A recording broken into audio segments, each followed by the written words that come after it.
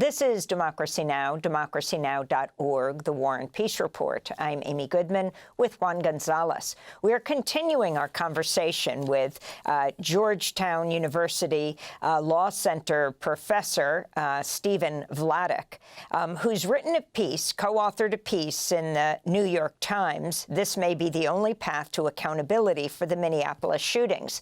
I wanted to ask you about the Associated Press reporting that ICE is asserting federal immigration officers have the power to forcibly enter homes without a judicial warrant in what legal experts say is a clear violation of the Fourth Amendment. ICE made the sweeping claim in a secretive memo dated May 12th. Two whistleblowers shared the memo with Democratic Senator Richard Blumenthal. Last week, Homeland Security's General Counsel, Jimmy Percival, wrote a piece for the Wall Street Journal headlined "How the Deep State Thwarted ICE Administrative Warrants." In it, Percival claimed, quote, "If the police come to a home to make an arrest, police generally must obtain a judicial warrant before entering without permission. Illegal aliens, however, don't have the same rights as citizens. Under federal immigration law, officers may issue an administrative warrant, which means that the probable cause finding is made by an executive branch officer rather than a judicial officer." Again, that's a quote of General Counsel for Homeland Security, Percival. Professor Vladeck, your response to these claims made by Percival, and talk about the whole TikTok story. Yeah, so Amy, I wrote a post for my newsletter, which is called One First, which is at stevevladeck.com yesterday, that provides a much longer response to the general counsel's claims. There are two basic assertions here that are both false. The first assertion that Percival made in his op-ed is that what he calls illegal aliens have fewer Fourth Amendment rights than other non-citizens and then U.S. citizens. Amy, that's just not true. The Supreme Court has never said that.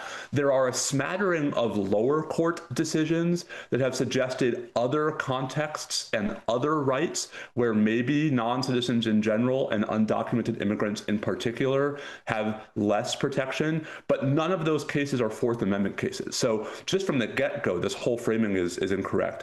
But there's also this really, I think, odious attempt to portray non-citizens who are subject to what's called a final order of removal as, quote, fugitives from justice, unquote. That's just not true. The way our immigration process works, there are countless tens of thousands of non-citizens who might receive a final order of removal, but who are allowed to remain at large until a date by which the government says you must report to us or leave the country voluntarily. Those folks aren't fugitives. There are limits on how long the government can detain non-citizens pending their removal before they have to be released. Those folks are not fugitives.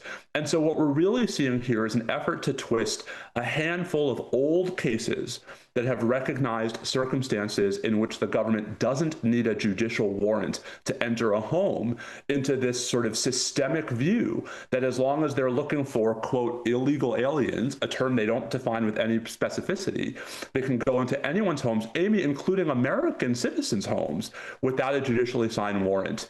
There's no precedent for that. It reflects a remarkable attempt to shift what have been the historical precedents. And, I think the alarming question about the Percival op-ed is this is the general counsel of the Department of Homeland Security, the agency that runs ICE, CBP, you name it. Either he knows all of these things and wrote that op-ed anyway, or he doesn't. I'm not sure which of those is less comforting, but neither is especially reassuring.